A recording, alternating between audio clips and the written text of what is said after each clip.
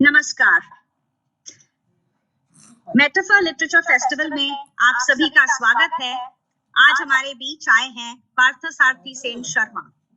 Parthasarathi Sen Sharma additional secretary हैं संस्कृति मंत्रालय में। आजकल आप दिल्ली में हैं और आप एक आईएएस ही नहीं बल्कि आप एक बहुत जाने माने लेखक भी हैं। आपने कई उपन्यास लिखे हैं। पार्थ जी, आज के प्रोग्राम में आपका स्वागत है। नमस्कार, धन्यवाद।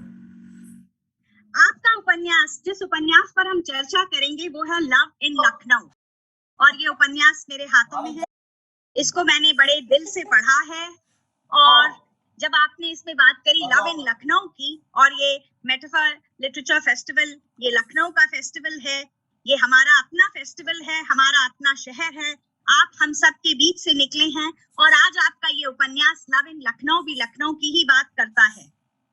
तो अगर सबसे पहले आपसे ये पूछना चाहूंगी कि इस उपन्यास की प्रेरणा आपको कहाँ से मिली? देखिए रानू जी, मैं लखनऊ में बहुत साल रहा, पर मैं मूल रूप से लखनऊ का नहीं। मैं बंगाली हूँ जो दिल्ली में रहा, दिल्ली में पढ़ा और लखनऊ में नौकरी के सिलसिले में आया। मेरी बीवी लखनऊ की है, तो उस तरीके से लखनऊ मेरा शहर है, क्योंकि लखनऊ में तो बहुत प्यार।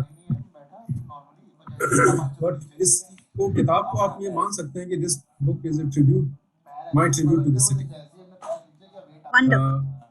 और मुझे हर बार ये लगता है कि लिखने से पहले हम क्यों लिख रहे हैं, इसका जवाब हमारे पास होना चाहिए। इस किताब को लिखने के पीछे ये सोच ये थी कि मैंने ये किताब अंग्रेजी में लिखी है ओरिजिनली। उसका नाम है Lucknow diaries of love and longing, जिसका ये हिंदी तर्जुमा है लव इन लखनऊ, और श्वेता भट्ट जी ने इसका तर्जुमा किया है। बट मैं ये जरूर कहना चाहूँगा कि जब मैं लखनऊ के ऊपर लिटरेचर को देखता था तो नॉन फिक्शन में तो बहुत किताबें लिखी गई हैं, अंग्रेजी में भी, हिंदी में भी, उर्दू में भी। बट अंग्रेजी में जब नॉवल लिखने की बात आती है तो ज्यादातर लखनऊ के ऊपर वही सब लिखे गए हैं जो ब्रिटिश कॉलोनियल टाइम्स में है या नवाबों के टाइम के। There is a modern Lucknow. अगर लखनऊ चौक और अमीनाबाद का लखनऊ है तो लखनऊ गोमती नगर और का भी लखनऊ है। आज के इस लखनऊ में, जहाँ लखनऊ एक तरफ अगर हम कहें गोल दरवाजे और अकबरी गेट का लखनऊ है, तो लखनऊ बैरिस्टा का भी लखनऊ है, लखनऊ विंटेज मशीन का भी लखनऊ है। So I wanted to write something on the contemporary Lucknow scene, and I wanted to break that mold कि लखनऊ से उमराव जान और शतरंज के खिलाड़ी से आगे भी बढ़कर कुछ। आपने सही फरमाया। इस किताब को पढ़ते हुए जैसे मैंने देखा, इसमें ये 3 दोस्तों की कहानी है और कैसे वो बड़े होते हैं और कितना उनके बीच में एक अपनापा है। ये कहानी मुझे कहीं 3 इडियट्स की भी याद दिला गई। लेकिन इसमें आपने जो 3 कैरेक्टर्स हैं आपके, राहुल, फिरोज और दिनेश, ये तीनों अलग अलग परिवारों से आते हैं, अलग अलग परिवेश से आते हैं। इनकी जीवन यात्रा कैसे साथ पढ़ते हुए, मतलब फिर बाद में ये अलग अलग प्रोफेशंस में गए और कैसे इनकी जीवन की शुरुआत हुई। जैसे दिनेश और उसके पिता के बीच में जो संबंध थे और राहुल और उसके पिता के बीच में जो संबंध थे, कहीं पे मैंने ये महसूस किया कि इसमें आप जो है आज के वर्तमान समय में जो युवा वर्ग है, कैसे पिछली पीढ़ी से कहीं एक तारतम्य एक नहीं जोड़ पाता है, कहीं एक उनके बीच में एक संबंध स्थापित नहीं हो पाता है पिता पुत्र के बीच में, कैसे एक अदब रहता है, रिस्पेक्ट रहती है, लेकिन वो संवाद नहीं जुड़ पाता है। ये इस बात को आपने इस युवा वर्ग के परिप्रेक्ष्य में आपने इसको बखूबी आपने दर्शाया है।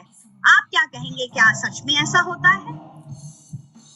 जो जिस जनरेशन के हम हैं, जिस जनरेशन में हम बड़े हुए हैं, उस जनरेशन में ये बात तो थी, अदब था, रिस्पेक्ट था, बट एक संवादहीनता पिता और पुत्र के बीच में रहता था, एक गैप रहता था। पिता जो पुत्र है वो अपनी माँ से बहुत सारी बातें कह लगता था, परंतु पिताजी से बात नहीं करता। तो शायद ये कॉन्शियसली तो मैंने ऐसा नहीं किया है, पर शायद सबकॉन्शियसली अनकॉन्शियसली ऐसा है कि इसमें दिनेश और उसके पिताजी के बीच में और फिरोज और उनके पिताजी जैदी के बीच में, या राहुल और इसके पिताजी श्रीवास्तव जी के बीच में एक गैप है, एक डिस्टेंस है। बट मेरे ख्याल से स्वाभाविक रूप से हमारे जनरेशन में ऐसा होता था, और इसमें कोई असम्मान की बात नहीं थी। एक अदब, अत्यधिक अदब की वजह से संवादहीनता की बात शायद रही हो। पर मैंने ये जानबूझ के ऐसा नहीं लिखा है। शायद हम वही लिखते हैं जो हम पे गुजरी है, जो हम होते हैं, तो शायद वो अपने आप ही लेखनी में आ गई है। एक इसका जो टाइटल है वो है लव इन लखनऊ।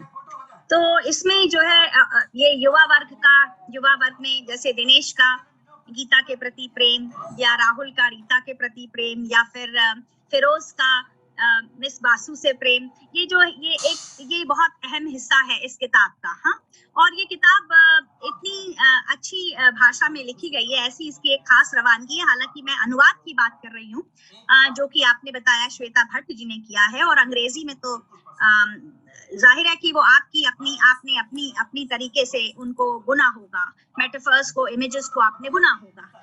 लेकिन यहाँ पर मैं देखती हूँ कि तीनों पात्रों का जो शहर से प्रेम है वो भी अनूठा नजर आता है। यहाँ लखनऊ की चाट का आप जिक्र करते हैं, लखनऊ के पान का आपने बहुत अच्छे से जिक्र किया है कि कैसे शाम को गंजिंग करने निकलते हैं लोग, और जो रोजमर्रा की चीजें हैं, यहाँ का खाना पीना, उसका आपने जो है यहाँ के रोवर्स की कॉफी और शुक्ला की चाट, ये कैसे यंगस्टर्स जो हैं कैसे आपस में इंटरैक्ट करते हैं और फिर इन अड्डों पर जाते हैं। लखनऊ के कई अड्डों का आपने बखूबी जिक्र किया है।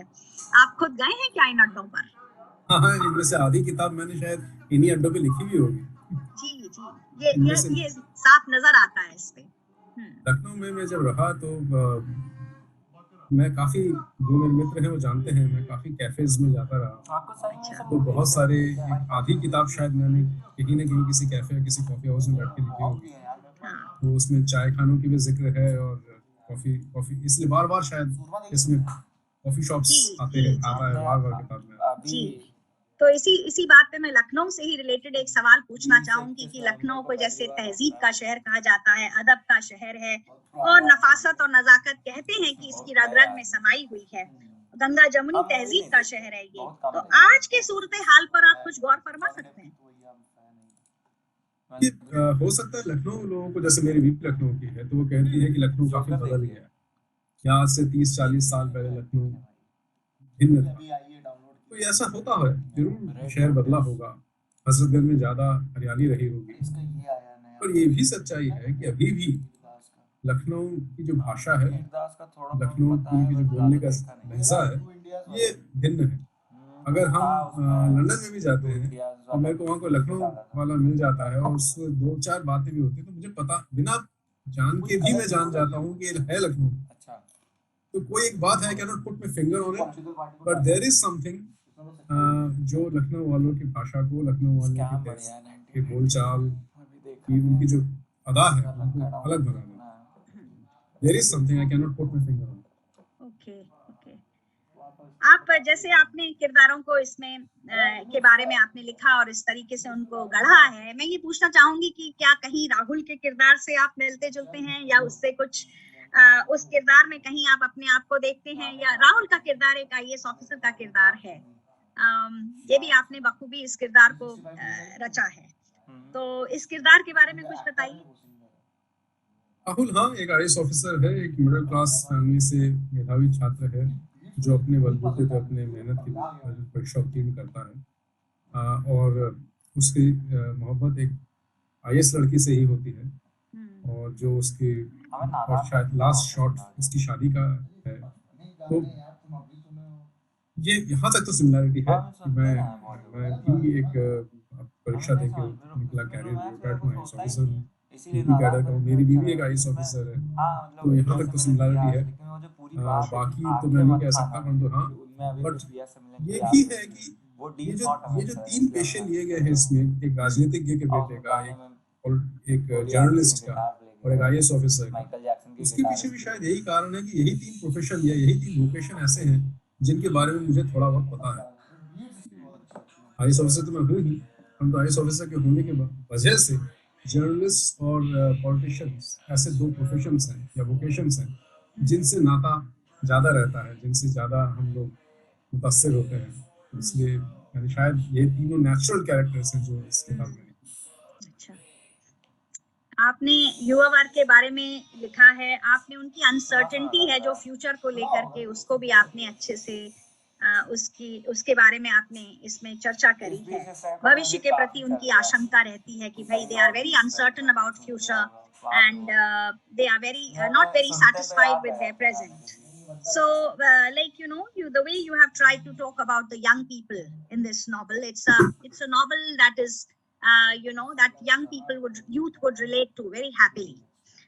But then there is a certain element of romanticism here in the novel. Each of the three characters, they are very romantic at heart. They are idealists. जिसे है ना, थोड़ा आइडियलिज्म है उनके अंदर. तो ये जैसे जैसे हम बड़े होते जाते हैं, ये हमारा आइडियलिज्म जो है ये टूटता जाता है, और हम जैसे जैसे धरती पर, जैसे आपने कैरेक्टर दिखाया है दिनेश का, इसमें दिनेश उसके पिता एक मंत्री थे, और फिर जब वो उनका एक्सीडेंट होता है, और जैसे सियासत में वो बेटा है, तो फिर वो पिता की जगह वो राजनीति में आता है, पर वो बड़ा आइडियलिस्ट लड़का है अपने आप में. तो क्या जैसे जैसे हम बड़े होते जाते हैं, क्या हमारे सपने बदलते जाते हैं, हमारा आइडियलिज्म खत्म होता जाता है, या फिर पुष्ट होता है? आप इसके बारे में क्या कहेंगे? राइट, ये नॉवल बहुत हद तक, ये नॉवल एक आइडियलिज्म और एक सिनिसिज्म के संघर्ष को दिखाता है. इन तीनों कैरेक्टर्स में अगर आप देखें, फिरोज का जो कैरेक्टर है, वो उसके थ्रू जो स्ट्रगल है आज के जर्नलिज्म में, आज की पत्रकारिता में, between the commerce taking over journalism, journalistic ethics, और उसका जो स्ट्रगल है journalistic ethics versus the commercial side of media, उसको दिखाने की कोशिश की गई है. सिमिलरली पॉलिटिक्स में दिनेश की जो स्टोरी है, उसमें एक सिनिकल पॉलिटिक्स वर्सेस एक politics based on idealism and welfare को दिखाने की कोशिश की गई है. और राहुल और उसके जो गर्लफ्रेंड है रीता के माध्यम से एक आइडियलिस्टिक ब्यूरोक्रेट की जो सोच है, उसका जो संघर्ष है, उसको दिखाने की कोशिश की गई है. Maybe I am naive but that is how it is. Maybe I am idealist but that is how it is. I think there is the scope of idealism, there is the scope of romanticism, and कुछ romance और कुछ idealism जिंदगी में है, तभी जिंदगी गुजारी जा सकती है. हाँ, इनमें इन तीनों में अगर देखा जाए तो फिरोज का कैरेक्टर जो है वो दिल को छूता है कहीं, और उसका जो रिलेशनशिप है मिस बासु के साथ, और खासकर उसका जो रोल है, उसके थ्रू आपने जो मीडिया में दिखाया है कि किस तरह से समाचार पत्रों में क्या क्या होता है सियासत के साथ, और क्या चीज छुपाई जाती है, कैसे सच उभर के आता है, कैसे सच दबाया जाता है, ये भी एक पहलू है इस उपन्यास का, जो कि आपने एक खास तरीके से आपने उसके बारे में भी, उसकी भी चर्चा करी है, और वो फिरोज के किरदार में उभर कर आता है. अगला प्रश्न मैं ये पूछना चाहूंगी कि आपका इन तीनों में से कौन सा अति प्रिय किरदार है? कौन सा किरदार आपको बहुत पसंद है जो आपने तीन दोस्त दिखाए हैं? डेफिनेटली फिरोज का कैरेक्टर जी, क्योंकि फिरोज के कैरेक्टर में कई लेयर्स हैं. जी, उसका जो रिलेशन है शर्मिला बासु के साथ, उसमें एक कॉम्प्लेक्सिटी है जो बाकी के रिलेशनशिप में नहीं है. Sharmila Basu is a young divorcee professor, older than of a different religion, and that complexity उनके जो उसके जो भाई है वो नॉवल के एंड तक बनी रहती है. दूसरा फिरोज के साथ एक लेयर्ड है कि he is a lower middle class person from old Lucknow, जिसके पिताजी उसको आगे की पढ़ाई के लिए अफोर्ड नहीं कर सकते. वो अपने पैसे पे, अपने पैरों पे खड़े होकर पत्रकारिता करता हुआ पढ़ाई करियर बनने वाला है. सो प्लस जो आप कह रही हैं उसके जो पत्रकारिता के आइडियलिज्म वर्सेस पत्रकारिता के कमर्शियलिज्म का जो स्ट्रगल है, प्लस मॉडर्न इंडिया में मुस्लिम होने का जो स्ट्रगल है, वो सारे कॉम्प्लेक्सिटीज फिरोज के कैरेक्टर से निकल के आती हैं. तो आई थिंक फिरोज का कैरेक्टर जो है वो ज्यादा लेयर्ड है. मेरे हिसाब से मेरा प्रिय किरदार फिरोज. बंदे को सेम नाम रखना पड़ा. पार्थसारथी जी, एक बात मैं कहना चाहूंगी कि आपकी खुद की यात्रा बहुत रोचक रही है. आपने दिल्ली यूनिवर्सिटी से बीए किया, फिर आजकल आप दिल्ली में ही कार्यरत हैं. आपने times of India, Hindustan times, discover India, स्वागत, रेल बंधु और अन्य पत्रिकाओं में आपने अपने लेख लिखे हैं, और आपने यात्रा संबंधी बहुत सारे लेख लिखे हैं, यात्रा वृत्तांत आपके हैं. There is a travelogue that is a passage across Europe in 2011. I would be very happy if you could tell us something about this travelogue that you've written as you traveled across Europe. Actually, I started writing individual articles and travel pieces. Okay. तो वही पहले magazines में निकलते थे और 2007-8 में मुझे 1 साल यूरोप में रहने का मौका मिला। जब मैंने पढ़ाई के सिलसिले में मैं यूरोप में गया था। एक छोटी सी देश है स्लोवेनिया, जिसको कि डोनाल्ड ट्रंप के बीवी के नाम से ही लोग अब जानते हैं, परंतु उसके बारे में बाकी लोग नहीं जानते हैं। बट वहाँ मैं रहा और मैंने कॉन्टिनेंटल यूरोप में काफ़ी यात्राएं की। तो क्योंकि लिखता मैं पहले से था, इंडिविजुअल पीसेस मेरे पहले भी होते थे। That 1 year experience prompted me to write a longer piece and that became converted into Passage Across Europe, जो बाद में हिंदी में मुसाफिर हूँ यारों के नाम से छपी थी। तो वो मेरा पहला यात्रा वृत्तांत पूरे किताब भर का था। उससे पहले यात्रा वृत्तांत मैंने लिखे हैं, but they were individual travel pieces, और मैं अभी भी इंडिविजुअल ट्रैवल पीसेस लिखता रहता हूँ, बिकॉज आई बिलीव दैट बहुत से लोगों को बहुत सी जगह जाने का मौका नहीं मिलता है, और इसलिए भी कि बहुत से लोगों को जाने की ख्वाहिश होते हुए भी उनको जानकारी नहीं होती कि कहाँ जाएं, एंड ऑल्सो इसलिए भी क्योंकि मेरे को लगता है कि द कल्चर, जो संस्कृति है, ये बहुत ज़्यादा समय से बहुत कम लोगों में कन्फाइंड रही है। इट इज़ बिकम ए अब मैं कहूँ कि वो पिंजड़े में बंद है एलिट्स के, and the democratisation of culture or making the culture accessible is a lot of is a struggle in itself.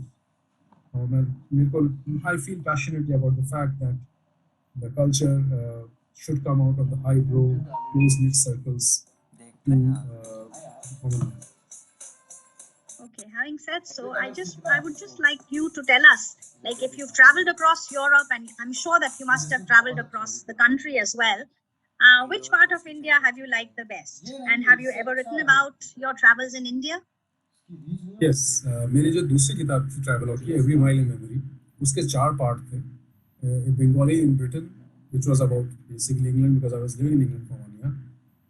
It was across the straits, so it was about Turkey and Morocco, across the Gibraltar and across the Bosphorus, crisscrossing the continent, which was about Europe. But the last part was an Indian back in India. So that had small places, Lucknow, Katania Ghat, Nainital, Nawabganj, because I think every small place in India has a story. आप कहीं चले जाए इस देश में, किसी छोटे से छोटी जगह में चले जाएं और अपना आँख कान खुला रखें, लोगों से सुनना चाहें, तो हर जगह कहानी हर जगह की अपनी एक कहानी है। मैं ये देख रही हूँ कि आप लिखते हैं तो पहले आपका कोई भी लेख या आपका उपन्यास या ट्रैवलॉग, यात्रा वृत्तांत, आपने पहले अंग्रेजी में लिखा है, उसके बाद उनका हिंदी में अनुवाद हुआ है, और आप स्वयं हिंदी, अंग्रेजी, बांग्ला तीनों भाषाओं में पारंगत हैं। तो आपने स्वयं अनुवाद किए हैं या फिर आपके अनुवाद हुए हैं? 4 किताबों का अनुवाद एक ही जन ने किया है, श्वेता भट्ट उनका नाम है।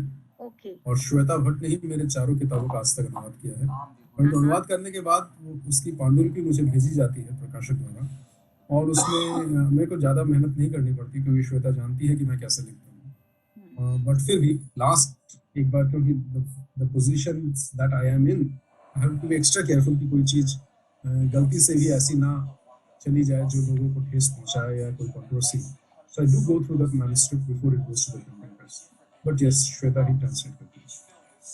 मैंने देखा है कि आपके जितने भी यात्रा वृत्तांत हैं, उनका जो अनुवाद है काफी रूमानी है, जैसे हम हैं राही प्यार के, मुसाफिर हूँ यारो, एक कदम हजार अफसाने, काफी रूमानी शीर्षक हैं। और ये लगता है ना, you know, this brings out the text कि आपने क्या कहा होगा, love side by side, every mile a memory, these are the text, और इवन लव इन लखनऊ, शीर्षक आपने काफी चुन के लिखे हैं। आपके शीर्षक काफी आई कैचिंग है। जैसे ज्यादातर लेखों के लिए पहले लेख लिखा जाता है और फिर शीर्षक चुना जाता है। तो मैंने तो कई बार शीर्षकों के नाम अपने सोशल मीडिया के माध्यम से ही लोगों से इनवाइट किए हैं कि अमूमन ये किताब है, पूरी किताब तो नहीं बताता, और इसके ऊपर क्या नाम होना चाहिए। तो काफ़ी लोग अपने कमेंट्स देते हैं, कई लोग अपने नाम देते हैं, बट मुझे ऐसा लगा कि जो मेरे हिंदी में नाम है खासकर, उनमें से कई नाम किसी पुराने हिंदी गाने के ऊपर हैं। जी जी मुसाफिर हो यारो या हम है राही प्यार के, these are well known songs and they are so well known songs कि इसी नाम पे बाद में पिक्चर्स भी बनी है। जी मुझे लगता है कि हम लोग एक कॉमन प्रोपेंसिटी होती है ऐसे किसी नाम के प्रति, एक कौतूहल भी होता है और एक फेमिलियरिटी भी होती है कि हम है राही प्यार है प्यार के, तो वो नाम जबान पे चढ़ जाता है क्योंकि हम बचपन से इस गाने को सुनते रहे हैं। हाँ। बचपन से पता है कि क्या है, कहीं पे कनेक्ट जल्दी बन जाता है पाठक और लेखक के बीच में। लिखने की प्रेरणा आपको कहाँ से मिली? आपने मतलब कब से लिखना शुरू किया? शुरू से ही क्या कॉलेज में, आप स्कूल्स में, मैगजीन्स में कंट्रीब्यूट करते आए या फिर बाद में आपको ये शौक जगा? कॉलेज के दिन तो इतने पुराने हो गए हैं कि अब याद भी नहीं रहता, बट उस जमाने में मैं छोटी छोटी कविताएं लिखता था, पर मैं प्रोज नहीं लिखता था। बट वो कविताएं तो रोजमर्रा की जिंदगी में गायब हो गई। बट उसके काफ़ी साल बाद करीब 2004-05 में मैंने फिर से लिखना शुरू किया था, जब मैं जैसे मैंने बताया कि ट्रैवल पीसेस, अलग अलग ट्रैवल पीसेस मैंने लिखने शुरू किए थे, और वो होते होते फिर 2007-08 में एक मौका मिला ज़्यादा दिन बाहर रहने का। That got translated into the first book passage across the world, और उसके बाद मैंने सोचा as a matter of challenge कि क्या मैं फिक्शन लिख सकता हूँ। So my first fiction is actually novel, I never wrote short stories. That was love side by side, the first novel which came out in 2015, जिसका हिंदी में नाम बाद में आया हमें राही प्यार। So I have basically written 2 travelogues and 2 novels till now, and I have got published 2 travelogues and 2 novels. I have written another book which has got to the publisher now. That I call it travel novel because it's a combination of a travelogue and a novel. Okay. Have you never thought of writing poetry and getting it published? No, अब poetry मुझसे होती नहीं, क्योंकि मैंने उसके बाद देखा अपनी लिमिटेशंस और मैंने समझा कि जो अच्छी पोएट्री लिखते हैं कितनी अच्छी लिखते हैं। So then I realized कि that is not my thing. Okay, have you ever thought of writing an autobiography? आत्मकथा लिखने की कभी आपके अंदर से उत्कंठा हुई कि आत्मकथा लिखी जाए? हाँ हुई, जरूर हुई, मेमोइर्स से आत्मकथा लिखी, बट इतने लोग आजकल मेमोइर्स और आत्मकथा लिखते हैं कि मुझे कई बार ये लगता है कि आत्मकथा को पढ़ेगा कौन। विशेष रूप से मेरी जिंदगी में मैंने कुछ किया ही नहीं, बट जो ऑटोबायोग्राफी मेरे को सबसे one of the best autobiography जो मैंने पढ़ी है इंग्लिश में, autobiography of an unknown Indian. उसमें नीरज चौधरी ने तब तक कुछ ऐसा खास नहीं किया था जब उन्होंने किताब लिखी थी, पर उनकी लिखने की शैली ही ऐसी थी और उनके एरुडिशन, उनका ज्ञान ऐसा था कि वो फिर भी बहुत इंटरेस्टिंग किताब थी। And some of the autobiographies are of actually people whose autobiographies made them famous. That's They true. themselves are not the citizen. Samuel Pepys की डायरी सैमुअल पेपिस की वजह से ही है। So yes, मेरे को मेमोइर्स और ऑटोबायोग्राफी लिखने की इच्छा तो है, बट उसको इस तरीके से मेरी अपनी कहानी नहीं होनी चाहिए। It should be a reflection of the times. Historical novels लिखने का विचार आया कभी कि कुछ इतिहास पे लिखा जाए? आजकल हो सकता है कभी लिखूं। It is a very common and very popular genre now in both Hindi and English, Bangla में भी। एलेक्स रदरफोर्ड के अलावा Wolf Hall and everything is actually historical novel, और हिस्टोरिकल नॉवेल्स का अपना एक बहुत बड़ा मार्केट है इस वक्त। बट मुझे ऐसा भी लगता है कि one has to be very very responsible for writing historical novel. आप बस एक लाइन पे ये कह के कि ये नॉवल है और इसको हिस्ट्री ना माना जाए, that is sometimes not sufficient, because लोग तो उसको सच मान के पढ़ रहे हैं।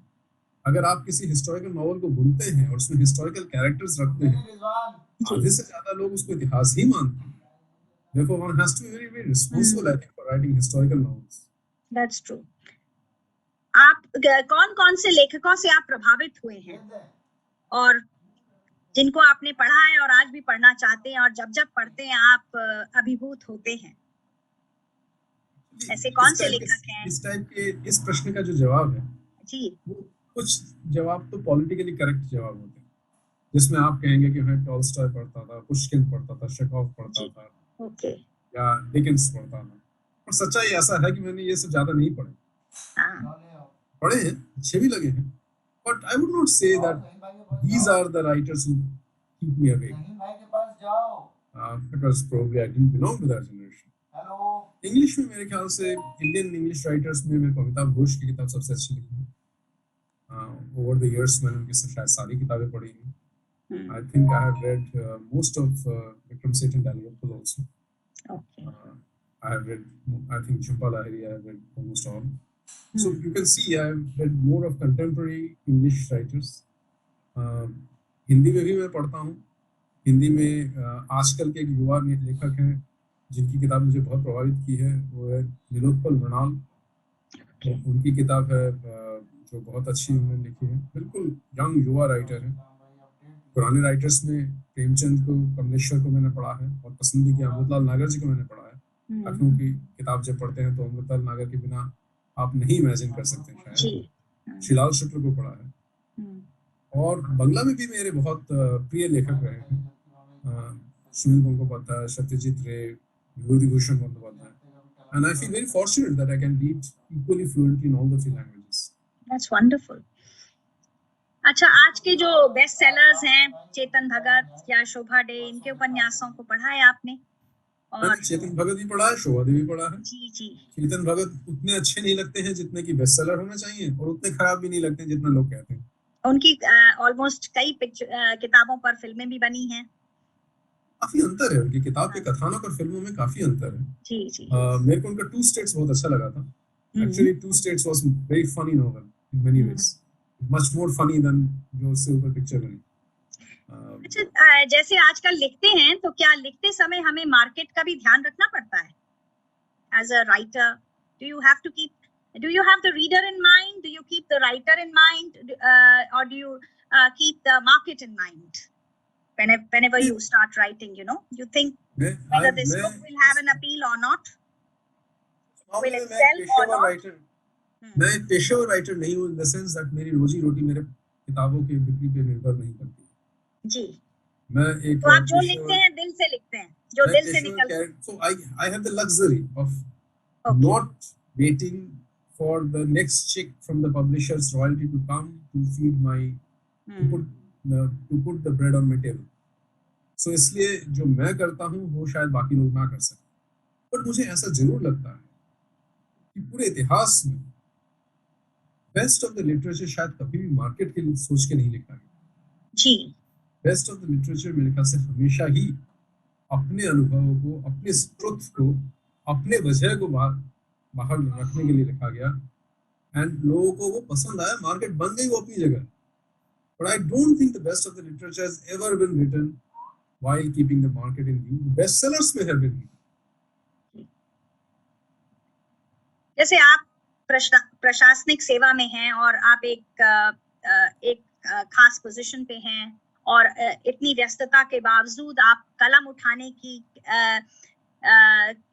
का दम रखते हैं और आप पढ़ते भी हैं, आप समय निकाल करके लिखते हैं।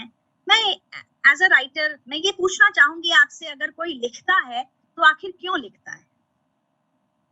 ये सबके अपने अलग अलग वजह हो सकते हैं कि क्यों कोई लिखता है। मेरे लिए बड़ा इम्पोर्टेंट होता है कि मैं लिखना का वजह मेरे पास क्लियर हो कि मैं ये लिख क्यों रहा। आफ्टर ऑल मैं इतना टाइम, इतना समय, इतना श्रम क्यों दे रहा हूँ।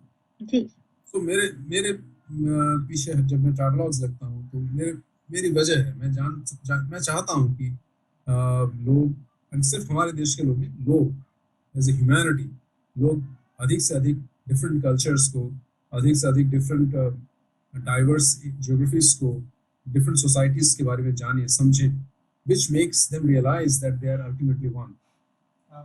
So that is the reason why I write about different cultures, different places, different societies. और जब मैं नॉवल भी लिखता हूँ तो जैसे लव साइड बाय साइड मैंने लिखी तो उसके पीछे मेरी एक सोच थी कि मैं सोचता था कि ये मिल्सन बून्स नॉवेल्स पढ़ के लोग लव को पता नहीं क्या समझ लेते हैं और उसकी वजह से जब उनकी मोहब्बत, सो कॉल्ड मोहब्बत असफल हो जाती है तो बहुत ड्रास्टिक कदम उठाने लग जाते हैं। I wanted to break that myth. Similarly, this novel of Lucknow Diaries is not only written as a tribute to the city of Lucknow, but it's also written as to show the struggle between cynicism and idealism. which I think is a concept which is very close to my heart. Okay. नहीं, मैं ये जानना चाहूंगी कि क्या लेखक का समाज के प्रति कोई दायित्व होता है? मेरे ख्याल से we all have first our obligation towards oneself. समाज से भी अधिक हमारा अपने प्रति एक दायित्व होना चाहिए. हमारी जो अपना ट्रुथ है उसके बारे में लिखने की हमें कोशिश करनी चाहिए मेरे विचार से.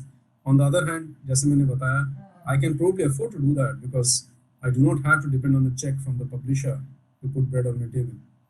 So इसलिए शायद मैं ये कर सकता हूँ. शायद बहुत से लेखक ऐसा ना कर सकें. No, but as a writer, do we have a certain responsibility towards society? Like when we write something, as you said that yes, you have to tell the truth. To thine own self be true and let those who be clever.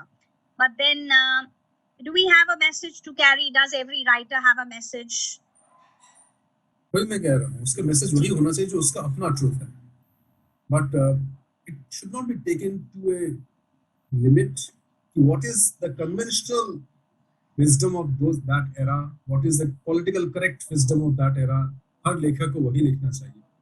हर लेखक के अपने truth के अनुसार उसको लिखना चाहिए. Not what is at that point of time the society's traditional accepted norms and truth. Because अगर ऐसा होने लगेगा तो then we go back to the USSR days. That's true.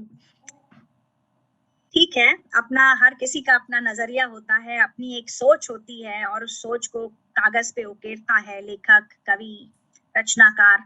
और रचनाकार की एक जिम्मेदारी होती है अपने प्रति, और अगर अपने प्रति है तो फिर समाज के प्रति भी वो जिम्मेदारी उभर कर आती है. आपकी जो किताब है लव इन लखनऊ, ये लखनऊ के बारे में ही नहीं कहती बल्कि ये आज के युवा के बारे में कहती है. प्यार और उस तकरार तो इसमें नहीं है इतनी, लेकिन हाँ संबंधों के ये संबंधों के बारे में भी लिखा है आपने. आपसी स्त्री पुरुष के संबंध आज के समय में क्या अधिक इम्पोर्टेंट है एक राइटर के लिए? You know, to write about love, to write about politics, to write about the social and the contemporary landscape. What can be an important subject for a writer? Writer पे depend करेगा कि उसके अंदर आत्मा को कौन सी चीज ज्यादा छूती है. इफ ही इज उसको अगर आज के समाज और उसके समाज की जो कंडीशंस हैं वो उसको ज्यादा छूता है, जैसे कि निरुत्पल के केस में छूता है, तो वो वैसी किताब और उसकी कथानक वैसी है. अगर उसमें स्त्री पुरुष के जो संबंध है उसके बारे में उसकी ज्यादा उसको टच करता है तो वो डेफिनेटली अर्थली रोमांटिक नॉवेल्स के बारे में लिखेगा. So Dickens can not be Jane Austen and Jane Austen can not be Dickens. तो जिसका जो फोर्टे है, जो जिसका ट्रूथ है उसके अनुसार उसको लिखना चाहिए. ये मेरा मानना है. अच्छा, अगर आपने जेन ऑस्टन और डिकेंस की के बारे में बात करी तो मैं ये पूछना चाहूंगी कि क्या आपने स्त्री लेखन को पढ़ा है? हाँ, जरूर पढ़ा. तो आपको क्या लगता है कि महिलाओं की जो अभिव्यक्ति है, उनकी जो संवेदना है, क्या पुरुष लेखकों से भिन्नतर है, अलग है? मैं थैंक यू यार, फंड निकल आया. किसी कभी सोचा नहीं, बट यस, जेन ऑस्टन जब लिखती है तो it is very clear that probably a female writer is right. But शायद ये हमेशा ट्रू ना हो. अगाथा क्रिस्टी अगर लिखती है तो नहीं पता चलता कि ये वुमन राइटर नहीं उठाया ना. So I think it depends from writer to writer. आशा पूर्णा देवी लिखती हैं तो पता चलता है कि वुमन राइटर ही लिख सकती है इस तरीके से. बट शायद सबके लिए ऐसा नहीं है. जेके रोलिंग अगर लिखती हैं तो शायद ऐसा नहीं है कि उसको पढ़ के लगे कि नहीं ये तो वुमन राइटर ने ही लिखा हो. So I think it is very, मैं किसी जनरल थ्योरी पे इस बारे में विश्वास नहीं करता. अच्छा, आपने इतनी सारी पुस्तकें लिखी, इनमें कौन सी आपकी सबसे अधिक प्रिय है? Lucknow diaries. Lucknow diaries, okay. अच्छा, इस पुस्तक से लव इन लखनऊ से आप कुछ अंश पढ़ना चाहेंगे? ये पृष्ठ 108 में नॉवल के. और राहुल अभी एसडीएम होके, हालांकि राहुल ने अपना पूरा जीवन लखनऊ में गुजारा था, लेकिन जब उसने बाराबंकी में रहना और काम करना शुरू किया तब उसे एहसास हुआ कि उत्तर प्रदेश के मुफस्सल शहरों का जो देश के असली भीतरी इलाके थे अपना एक चरित्र था. वो ये कहने की हद तक नहीं जा सकता था कि ये जिले और तहसील मुख्यालय ठहर रहे थे, जैसे कि पुरानी पीढ़ी के लोग कभी कभी कल्पना करना पसंद करते थे। लेकिन वह उन अचूक संकेतों को देख सकता था जो बताते थे कि ये शहर बदल रहा है। एक समय के शानदार ढंग से सजे हुए इमामबाड़े जो किसी अन्य स्थान और समय में राष्ट्र की सांस्कृतिक विरासत के प्रतीक के रूप में घोषित किए जाते, दिन पर दिन दूर होते जा रहे अतीत के मुंह उजाड़ प्रहरियों में बदल रहे। हालांकि दरगाहें अभी भी विशेष रूप से सप्ताह और वर्ष के विशिष्ट दिनों में लोगों से भरी रहती थी। राहुल को लगता था कि वे लोगों की निरंतर असुरक्षा और किसी आशा के प्रतीक से चिपके रहने की उनकी इच्छा और मजबूरी की अनावृत करती थी।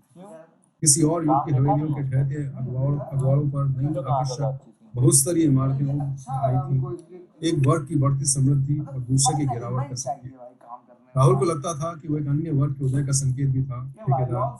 वो उन्हें देख सकता था, ठेकेदार और छोटे मोटे राजनेता कानून और वैधानिकता की सीमा रेखा पर जीते और काम करते हुए एक चुनावी राजनीति के निरंतर विस्तार कर रहे जाल के माध्यम से प्रशासन की औपचारिक प्रणालियों पर प्रभाव प्राप्त करते हुए, जो आधुनिक समय के लोकतंत्र की अनिवार्य शर्त बन गई।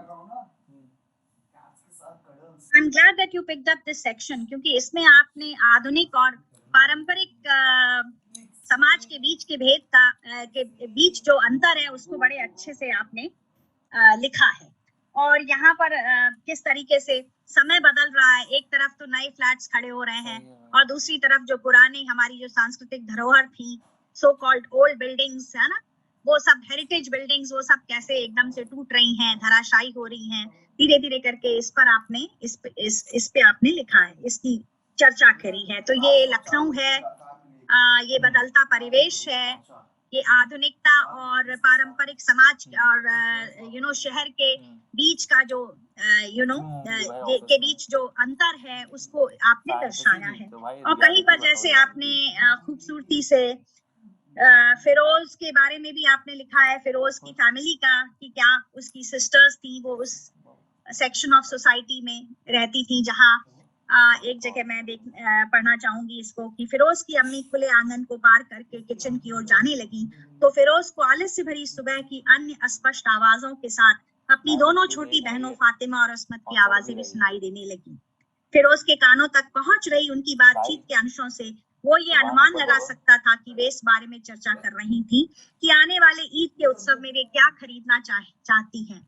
जब फिरोज उदासीनता के साथ शौचालय जाने के लिए उठा तो वह यह सोचकर दोषी और उदास दोनों महसूस कर रहा था उसकी बहनें एक निलंबित उत्साह की स्थिति में रहती थीं, अपने जीवन में किसी परिणाम की एकमात्र घटना की प्रतीक्षा करती हुई, शादी होने की संभावना, फिर किसी और स्थान में ऐसे ही आंगन के साथ ऐसे ही घर में भेजे जाना, अपनी नंदों जेठानियों के साथ, और यदि भाग्यशाली हुई तो सासों के साथ किसी तरह की बातचीत करना। तो ये भाई बहन के बीच उनका जो उनकी जो सोच है, उनकी जो the way they have been brought up, जो फिरोज की सोच है वो अपनी बहनों की सोच से बहुत अलग है। और फिरोज को ये महसूस होता है कि ये अभी भी अपनी छोटी सी दुनिया में है जहाँ ये इंतजार कर रही है कि कब कौन आएगा, फिर शादी होगी, फिर हमारा जीवन शुरू होगा, लेकिन फिर वही नीरसता, वही बोझिलता, वही उदासीनता। और इसको आपने बखूबी दर्शाया है। इस ये एक ही जनरेशन के होते हुए, तो जनरेशन गैप के अलावा एक ही जनरेशन के एक ही समय के होते हुए स्त्री पुरुष, बहन और भाई कैसी अलग अलग सोच के साथ में पले बढ़े हैं और वो आज के राजनीतिक परिप्रेक्ष्य को देख रहा है, उन मुद्दों पर लिख रहा है जो समाज से सरोकार रखते हैं।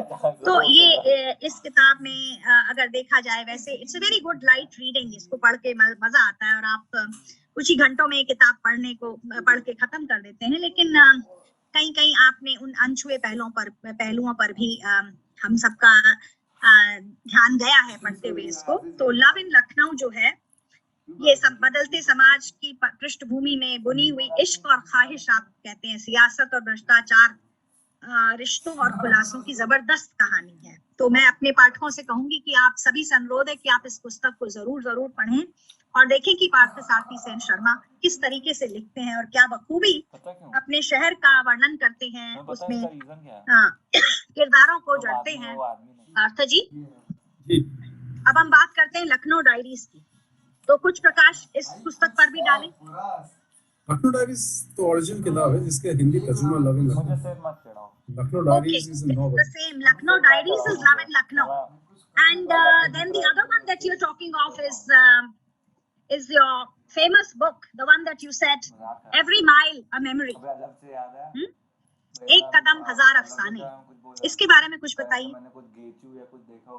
Every Mile a Memory या एक कदम हजार अफसाने is a collection of travel pieces. It is not a continuous travel piece. It is a collection of many small travel pieces of 1200 to 1500 words. Some of them were published earlier. Some of them got published for the first time in this book. इस किताब के 4 part हैं. Bengali in Britain, जिसमें basically Britain के अलग-अलग छोटी-छोटी जगहों के यात्रा वृत्तांत हैं, including Roald Dahl. Can you give us the names of those places that you've been to in Britain and you've written about? Yes. I have written about Cornwall. Okay. I have written about Cambridge, of course, but I have also written about small places like Roald Dahl's village, the village in which he used to live, the Great Missenden. Yeah. I've also written about Northern England. So I've written about York and places which otherwise people may miss. Especially, I would say, Great Missenden, one of the pieces that I really like. The second part of the book is across the straits. So across the Strait of Gibraltar, I've written about Morocco, and across the Strait of Bosphorus, I've written about Turkey. The third part is crisscrossing the continent, in which there is some part of Europe, not too much, because my first book was entirely about continent Europe. So not too much, a bit of Spain, a bit of Switzerland, a bit of France, and a bit of Italy. The fourth part is an Indian back in India.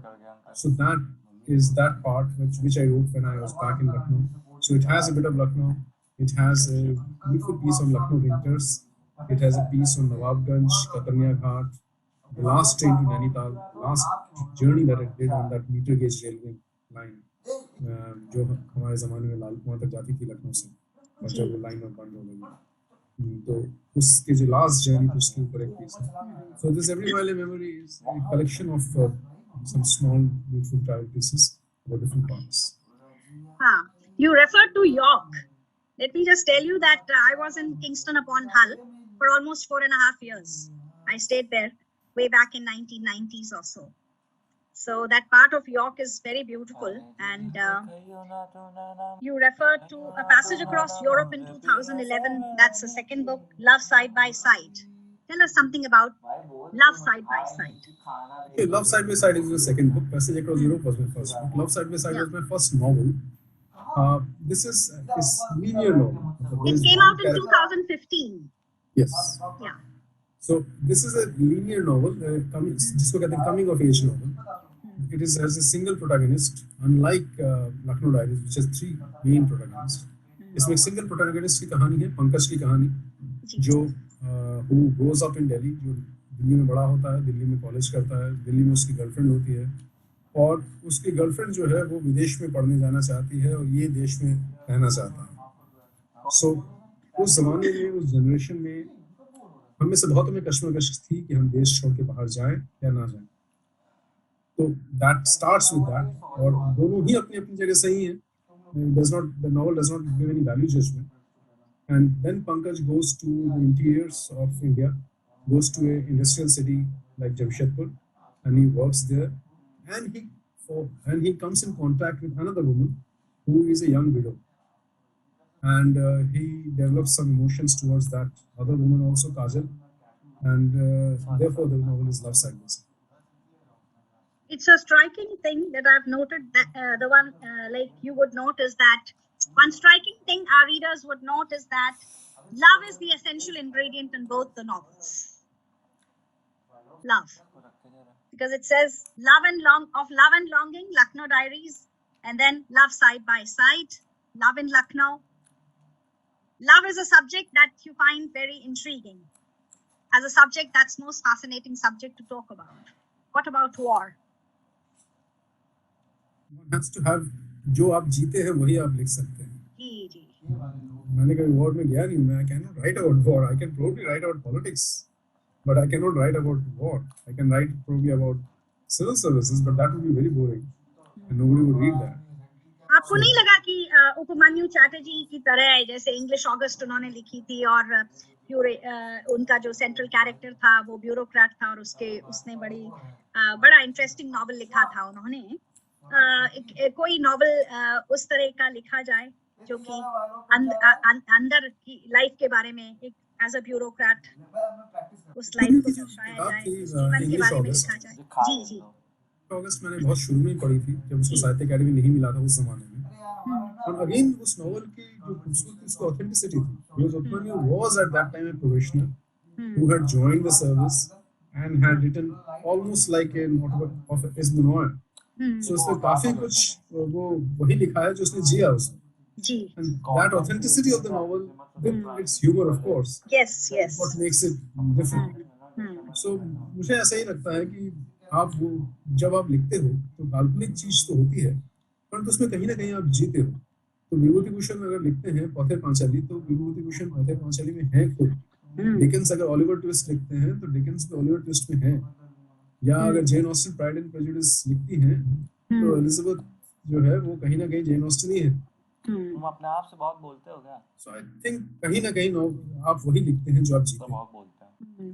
We have so many bureaucrats and writers who belong to this particular section of society. We have Shashi Tharoor, and then Upamanyu Chatterjee, and you, Parthasarthi Sen Sharma, and then there are a couple more. There is one Ruchira Mukherjee, who is also a novelist. I think they know that. And then Vikas Swarup is, of course, very much there.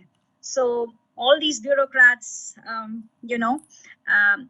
either in foreign services or in Indian administrative services, have picked up their pen with a certain courage and with a message for the people, and they have become extremely popular. They are part of the curriculum as well. What is it that compels one to write? This is a question that I keep asking myself, and I keep asking all the writers. हो सकता है इसका कोई standard जवाब ना हो, हर एक के लिए अलग अलग हो। जी जी, बिल्कुल अलग अलग होगा, अलग होगा, एक जवाब नहीं हो सकता।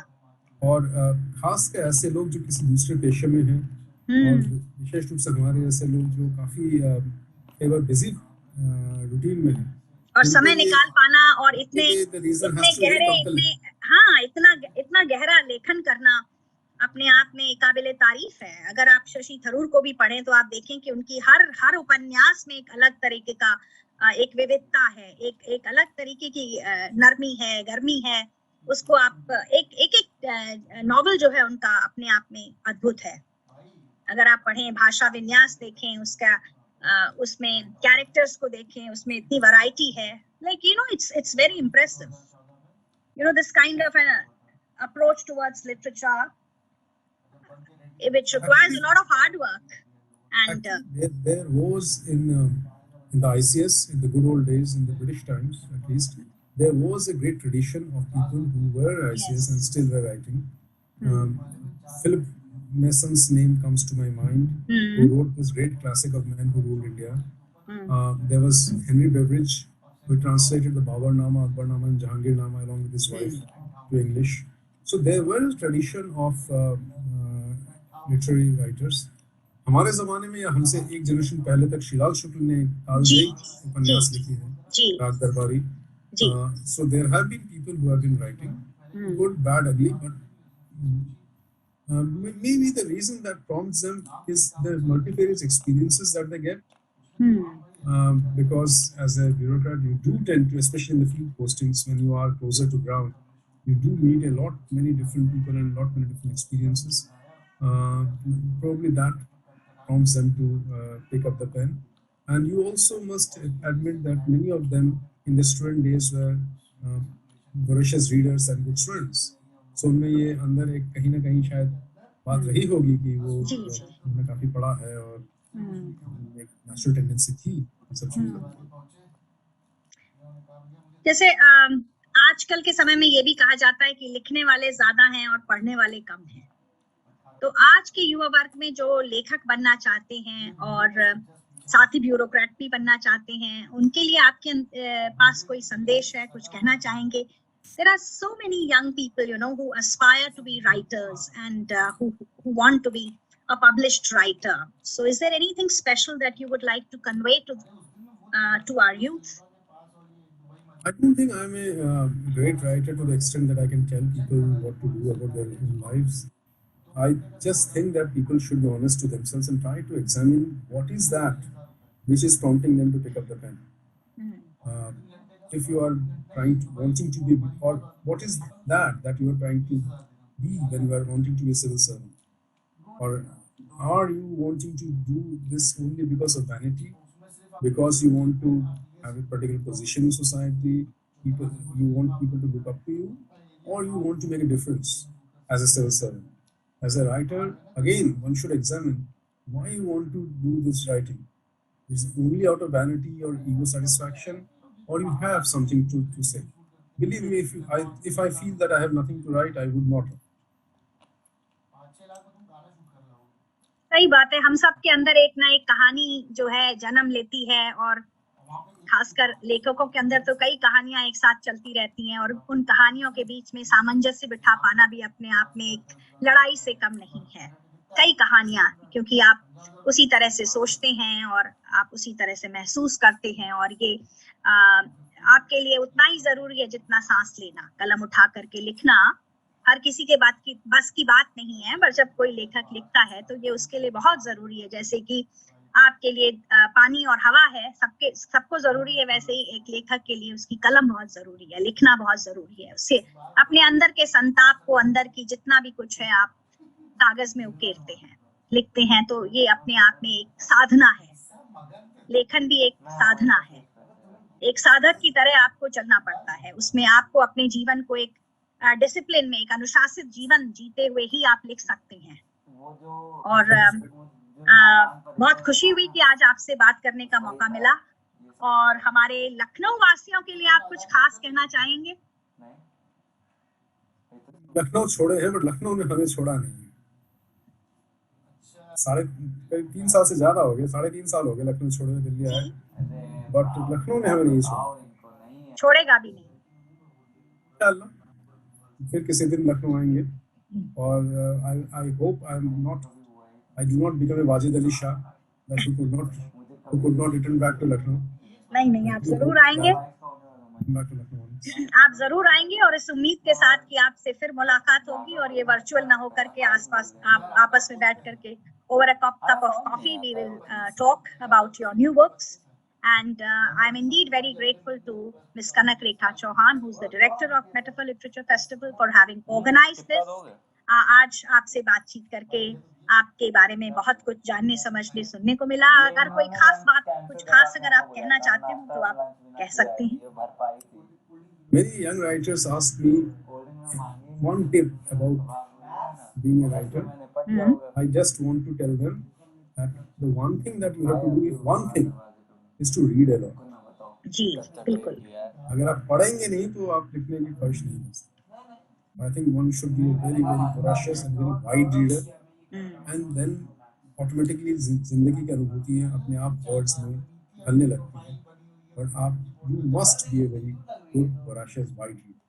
जी, तो इस बहुत ही बहुमूल्य संदेश के साथ कि अगर आप लेखक बनना चाहते हैं और एक अच्छा छात्र बनना चाहते हैं तो आपके लिए पढ़ना हर तरीके से बहुत जरूरी है, निहायत जरूरी है। बिना पढ़े आप एक अच्छा लेखक नहीं बन सकते हैं। तो किताबों से आपकी प्रीत बहुत जरूरी है। इश्क हो तो पहले किताबों से हो। तो जिसको जिंदगी भर तभी कहा जाता है कि books are the finest companions that we can have, and because they ask no questions and they raise no criticism, because books don't ask you questions, you know, and like animals, but they do raise questions. Books do raise questions. Books raise questions. Books are like husbands, they do not answer that. Oh no, now that I would not subscribe to. But yes, I'm very happy that we had you in our midst, और आपसे बातचीत हुई, और आपने इतना दिल खोल के हम लोगों हमसे और हमारे जो दर्शक हैं आप उनसे मुखातिब हुए। आपका बहुत बहुत शुक्रिया कि आज आप हमारे बीच में आए और आपकी इस पुस्तक लव इन लखनऊ पर चर्चा जारी। Metaphor is one of the literary festivals that I have been associated with for quite some time in different avatars. But I think Metaphor adds value to the literary life and to the life of Lucknow in general. It is these kind of conversations about books, about ideas, about writings and culture in general, which makes a society progress, which opens our minds to different ideas, which makes a society more liberal, more tolerant, more understanding. And therein lies the value of these kind of events, of these kind of interactions, of these kind of activities, which I really believe in, and that is the only reason that I always look forward to this festival.